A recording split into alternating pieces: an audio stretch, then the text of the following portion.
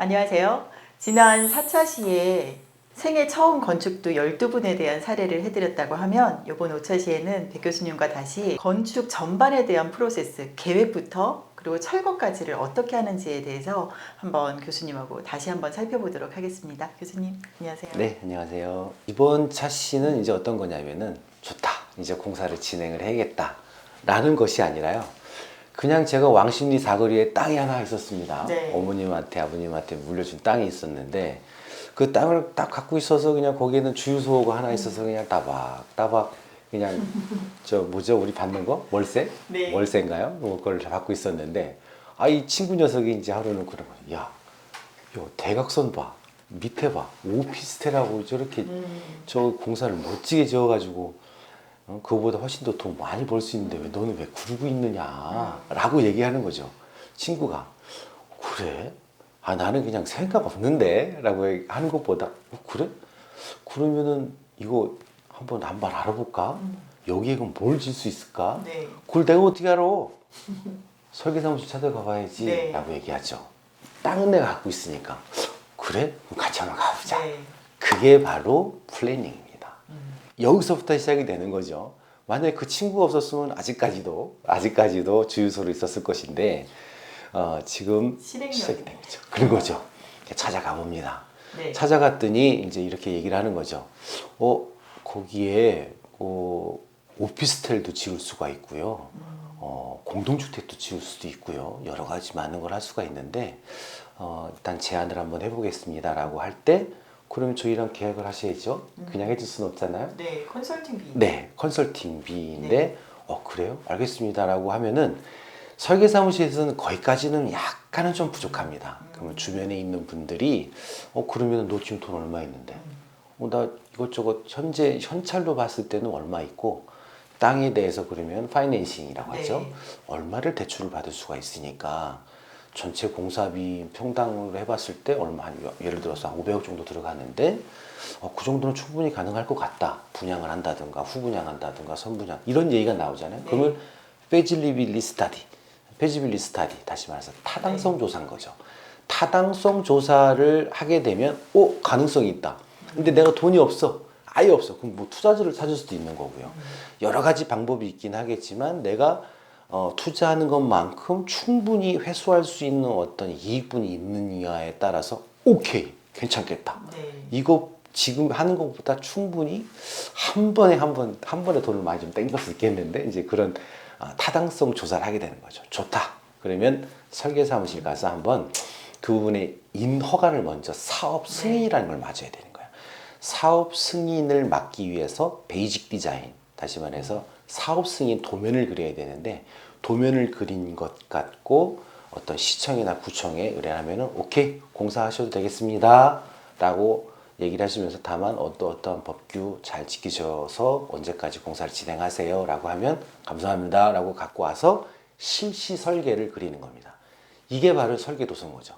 설계 도서를 정확하게 그려내면 그려낸 것을 갖고 우리 시청하고 그 구청에서는 감리를 지정을 해줍니다. 네. 감리를 그 현장에 지정을 해주면서 일단 시공사를 찾아야 되는데 설계 도서에 대한 것을 갖고 시공사한테 A사, B사, C사, D사, E사 아니면 뭐 10개사 정도의 똑같은 조건 하에서 공사비 얼마가 나오겠어요? 라고 하면서 어떻게 해요? 현장 설명회를 하고 현장 설명회를 듣고 공사비에 대한 예가를 가져오라고 하죠. 바로 견적서입니다. 견적서. 네. 견적서를 받고 나서 공사를 진행하고 진행한 다음에 시공한 다음에 바로 메인터넌스 유지관리인 거죠. 유지관리 기간이 지나고 나서 아이고 이제는 이게 건물이 너무 오래되다 보니까 그냥 물도 빨간 물 나오고 건물도 무너지려고 하고 안 되겠어. 철거하자. 아니야. 보수 한번 다시 해서 한번 하자. 그런 부분이 약간 메인터넌스의 개념으로 갖고서 이젠 더 이상 안 될 것 같아. 너무 버텼다. 데몰리션, 철거하는 거죠. 자, 그래서 여기 그 플래닝부터 처음까지를 끝에 철거할 때까지 100%라고 본다고 하면 기간으로 얘기할 수도 있고 네. 이제 비용이라고 얘기할 수도 있겠는데 LCC라는 라이프 코스트 사이클이라고 해서 전생의 비용을 얘기하는 겁니다. 전생의 비용 또는 전생의 기간이라고도 이해할 수가 있는데, 이때 기간까지로 전체를 봤을 때, 자, 설계에서부터 이게 플래닝부터 이 슈퍼바이저 감리 감독까지 기간은 약 한 7%, 100억이라고 하면 7%밖에 차지를 안 하는 거예요. 근데 우리가 얘기하는 시공에 대해서는 되게 많이 돈이 많이 들어갈 것 같은데, 이것도 15% 정도밖에는 차이가 비용이 안 들어가는 거예요. 그러니까 15억밖에 안 들어가는 거죠. 어디서 많이 들어갑니까? 바로 이 메인터넌스, 유지 관리하는 데서 76%나 들어가는 거예요. 자, 수도, 광열비, 전기세, 수도세, 뭐 여러 가지 들어가는 비용들은 많이 나는 거죠. 시간이 지나면 10년 지나갔는데 물탱크에서 빵꾸가 났다, 어디 지붕에서 방수가 샜다, 그럼 다시 공사를 진행을 해야 되니까 그런 것에 대한 수선비, 유지관리비가 76%가 들어간다는 거예요. 자, 그랬을 때 여기서 한번 얘기를 한번 해봅니다. 자, 아파트를 기준으로 했을 때 아파트 재건축 기준이 있죠. 네. 우리나라에서는 뭐 노후도가 한 30년 이상 되는 것을 재건축을 할 수 있다고 얘기를 하는데, 30년 이상이라도 안전등급을 받는데 A, B, C, D, E등급이 있는데 D등급을 받아야 네. 이 부분에서 재건축을 할 수 있고, D등급을 받게 되면 공공기관에서의 적정성 검토를 반드시 한 다음에 그 공사를 할 수가 있는 거예요. 그러면 여기까지 가기 위해서는 우리나라는 채 30년도 안 걸린 데도 있어요. 네. 미국 같은 경우에는 100년도 넘게 합니다. 그래서 지금 같은 경우는 우리가 어떤 것을 이제 지향을 하냐면 장수명 주택이라는 것을 지향을 합니다. 장수명 주택이라는 건 뭐냐면은 콘크리트의 구조성을 아주 강하게 유지를 하는 것인데, 우리는 콘크리트 속 안에 철분도 있지만 거기다 배관을 집어넣거든요. 외국 같은 경우는요, 구조체는 구조체대로 외부와 내부에 배관을 따로 해요.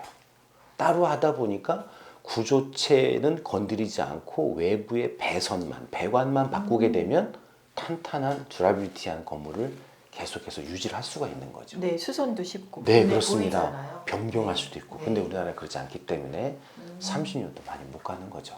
그런 것들 때문에 지금 장수명 주택을 계속해서 설계도 네. 하고, 그런 부분들의 니즈들이 있어서 좀 더 이제 저탄소 콘크리트 뭐 여러 가지 얘기들이 많이 나오는데, 그런 거를 지향을 하고 있습니다. 우리는 여기를 한번 생각을 한번 해줘 봐야 될 것 같습니다. 컨스트럭션, 시공인데 공사 관리.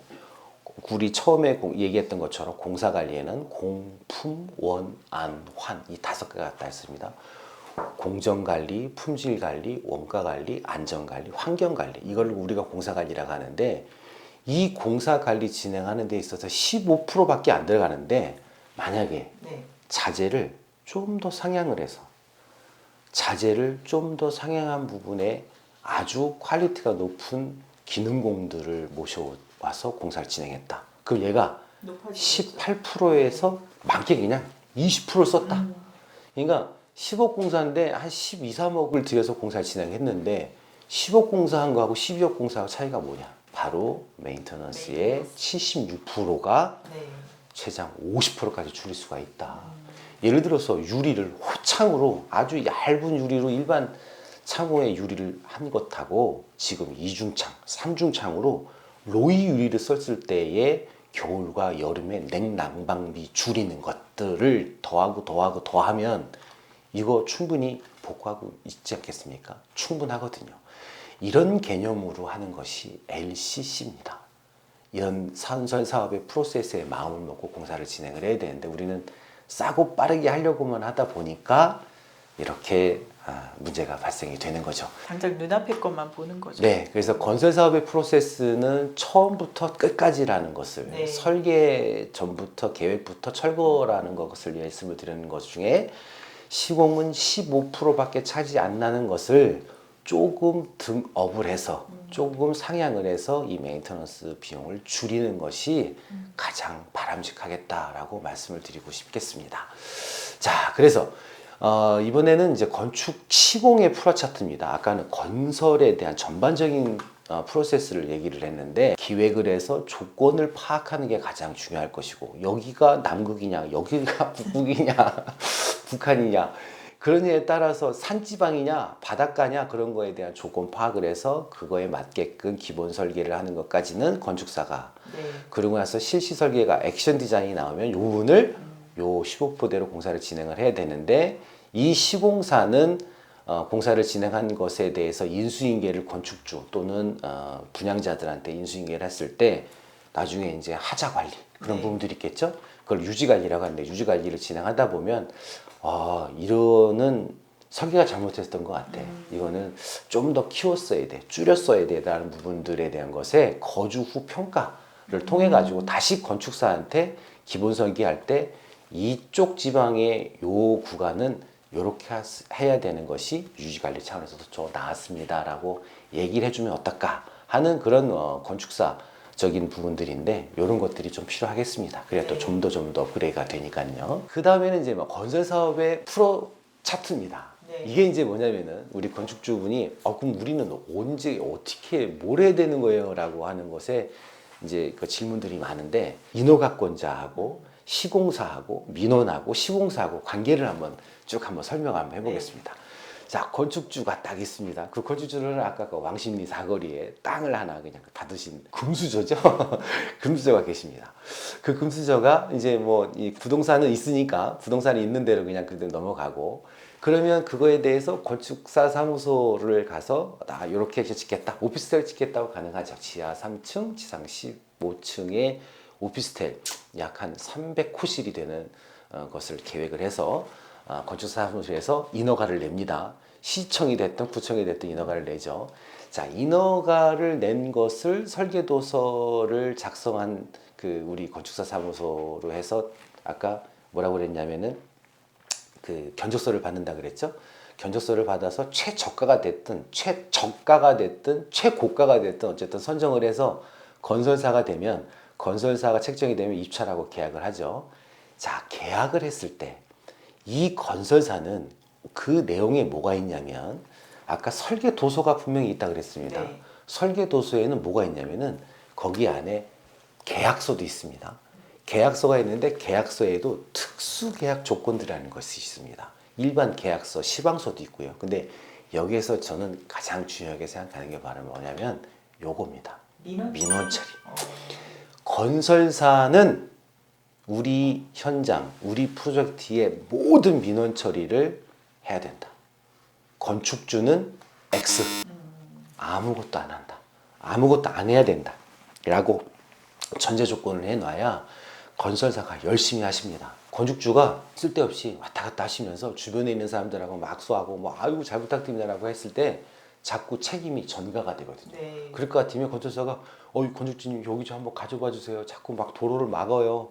뭐 바람 이거 저 소리가 많이 이러면 안 되거든요. 한두 끝도 없습니다. 이렇게 되면은 건축주 수명 단축 되겠어요. 머리 빠지죠. 네, 머리카락 빠지고. 그래서 민원 처리는 100% 건설사가 다 해결을 해야 된다라고 합니다. 자, 그래서 그 이후에 이제 건설사는 종합건설사라고 했습니다.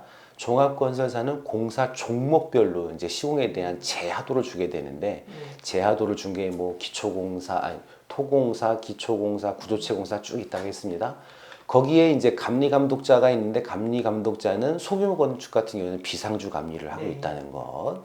그래서 감리감독을 쭉 하면서 콘크리트 타설하고 마무리가 될 때 맨 마지막에 건설사는 저 공사 다 마무리 잘했으니까 사용 승인 내어주세요. 준공 내어주세요라고 신청을 하면 특검이란 거 나옵니다. 특수한 검사. 네. 그러니까 준공 전에. 네, 준공 전에, 준공 직전에 일반 감리가 아닌 제3의 감리를 어디에서 인허가권자가 지정을 해줘서 이 사람이 나와서 다시 한번 특검을 해주는 거예요. 감리도 인허가권자가 지정을 하시잖아요. 네, 네, 그렇죠. 특검도 지정을 하는 네, 거예요. 그래요. 그래서 이 특검에서 잘 됐네요. 아닌데요. 이거 충고가 좀 더 높은데요. 사선 제한에 걸립니다. 뭐 이런 식으로 얘기 나올 경우도 있고요. 그래서 그게 적정하면은 이제 드디어 이제 인허가가 딱 떨어져서 사용 승인이 딱 나는 거죠. 그 사용 승인, 그러니까 준공이라고 하는데 준공이라는 말은 좀 그렇고 사용 승인이 사실은 맞는 말입니다. 사용 승인이 나면 이제 입주를 하게 되고 입주한 것에 대해서 여러 가지 일들이 순차적으로 이제 뭐 등기가 되고 등기가 되면 서로 대출도 갚고 막 이제 그렇게 되겠죠. 이런 것이 이제 건설 사업의 플라 차트가 되는 거죠. 조금 이해가 되셨는지 모르겠지만 큰 틀에서는 이렇게 진행이 됩니다. 그림으로 보여주시니까 한눈에 이해가 되는. 아, 그러면 다행입니다. 중요한 거 한번 짚고 넘어가겠습니다. 네. 오늘은 민원 처리에 대해서 건축주한테 전가를 하게 해야 된다, 말해야 된다. 안 된다. 안 된다. 유일한 X 표시 하나 있었어요. 유일한 엑스표시 무조건. 네. 그런데 네. 그렇게 한다고 하더라도 네. 건축주는 살짝 돌아서서는 처음에 시작할 때 퐁퐁이나 하이타이 같은 건 하나씩 주변에 아시는 분들이 있으니까 아유 저 건축주인데 좀 잘 부탁드립니다. 한 번은 해주시는 것도 인지상정이다라는 거. 그렇죠. 오늘 프로세스까지 짚어주셨고 그리고 건축주님을 기준으로 해서 플로우 차트까지 건설사의 플로우 차트까지 이렇게 네. 그림으로 보여주셔서 네, 정말 정리가 잘 됐을 것 같습니다. 네. 네, 그럼 다음 시간도 부탁드리고 네. 다음에 뭐예요? 다음 주에는 이제 그 건축 시공이 이제 본격적으로 들어갑니다. 시공. 건축 시공의 정의를 한번 내려봐야죠. 네.